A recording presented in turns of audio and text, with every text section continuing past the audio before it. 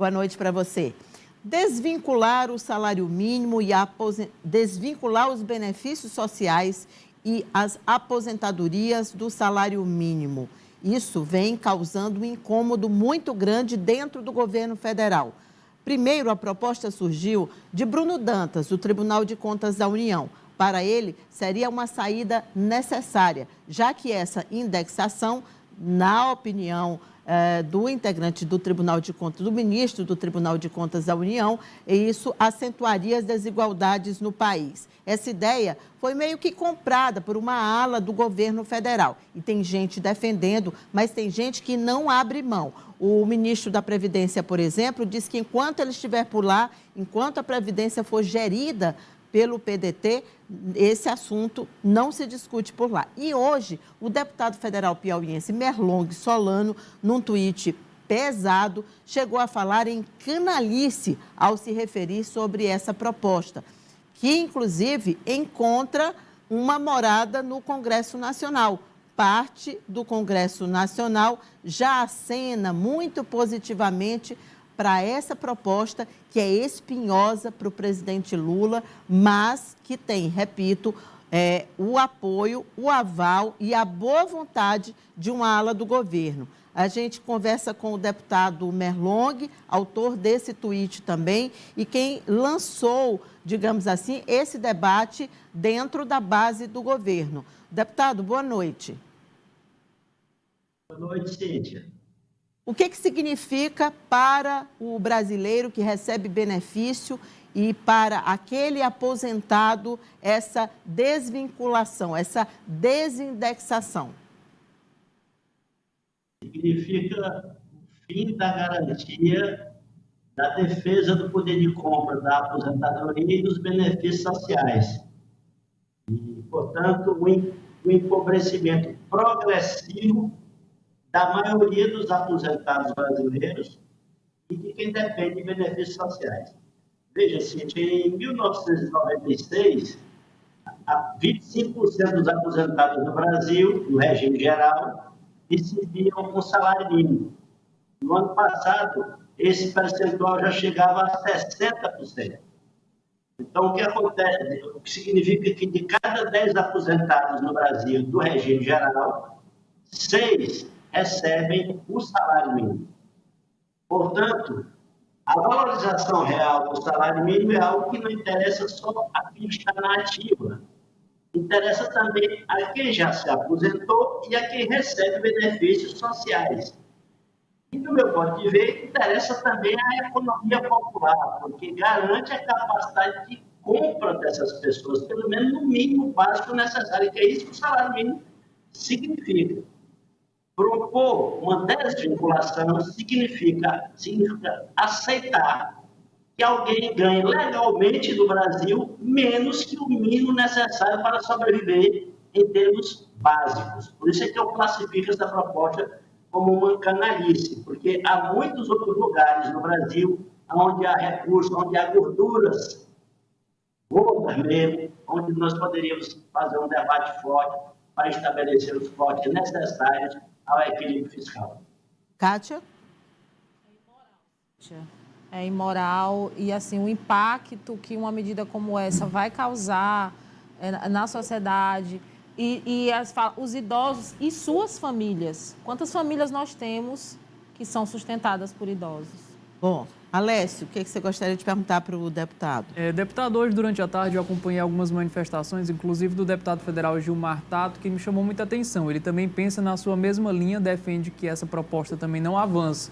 Eu queria que o senhor falasse para a gente se há uma movimentação também de mais deputados federais nesse sentido, de pressionar o governo a não investir, a não apoiar essa proposta. E também, né, deputado, porque o senhor comparou, o senhor colocou, usou a palavra mercado, Sim. Né? E aí, dentro dessa palavra mercado, cabe uma ala do governo do qual o senhor participa, e cabe também aquela ala do Congresso Nacional, porque essa proposta está ganhando força dentro do próprio governo. Veja, Cíntia, eu quero relativizar um pouco essa questão da participação do governo nessa proposta. Eu sei que a ministra Simone Tebet chegou a falar nessa questão ou em algo parecido, como essa desvinculação e também retirar o Fundeb do teto do gasto com a educação, aliás, incluir o Fundeb do teto do gasto com a educação, mas o presidente Lula já declarou, mais uma vez, que não vai fazer ajuste fiscal a custo dos mais pobres. Portanto, esse debate não vai prosperar. E onde eu vejo muita pressão para que esse debate vá adiante é no mercado e na mídia corporativa. E com repercussões dentro do Congresso Nacional, que diariamente falam que o governo Lula é um governo muito gastador e que precisa cortar gastos. Quando falam em cortar gastos, eles não dizem onde, mas aí logo em seguida aparece esse tipo de ideia. Onde é que tem muito dinheiro no orçamento do Brasil? E, inclusive, onde há um déficit significativo na Previdência. Corre muito dinheiro na Previdência. Qualquer medida lá tem um impacto grande em termos financeiros, para mais ou para menos. Outro setor onde corre muito dinheiro no Brasil, na educação. Qualquer medida que venha a aumentar a despesa é muita despesa. Qualquer corte que venha diminuir a despesa é um corte significativo que teria também impacto, no sentido do ajuste fiscal. Mas aí eles não colocam outros setores onde há muita despesa. Eles não colocam os juros da dívida, que em 2002 foi de 780 bilhões e agora já chegamos a 800 bilhões. Eles não colocam, Cíntia, a questão da desoneração da folha de pagamento, que tem um impacto que aliás, atende também pressões da mídia corporativa, que é um dos 17 setores, tem um impacto negativo, o governo deixa de arrecadar 26 bilhões com isso aí. Não é? Eles não colocam também a renúncia fiscal, que no Brasil, em 2022, chegou a 581 bilhões, e nem a sonegação fiscal que os auditores da Receita Federal calculam hoje em cerca de 450 bilhões de reais. Então, tem muitos lugares onde há gorduras significativas, né? Eu falo aí na questão dos juros da dívida, na renúncia fiscal e na sonegação fiscal, 3 setores em que, com tranquilidade, seria possível fazer um ajuste para a gente chegar no déficit zero, que é a meta proposta para esse ano de 2024. Muito bem, deputado, queria agradecer a sua participação aqui conosco e as explicações também. A gente, assim como o senhor, torce para que esse projeto não prospere, nem da parte do governo e muito menos da parte do Congresso. Mas a gente sabe que da parte do governo até que é possível, do Congresso é um pouco mais difícil. Obrigada. Eu queria só dizer mais uma coisa, Cíntia, me permita. Alô? Sim, deputado. Cíntia?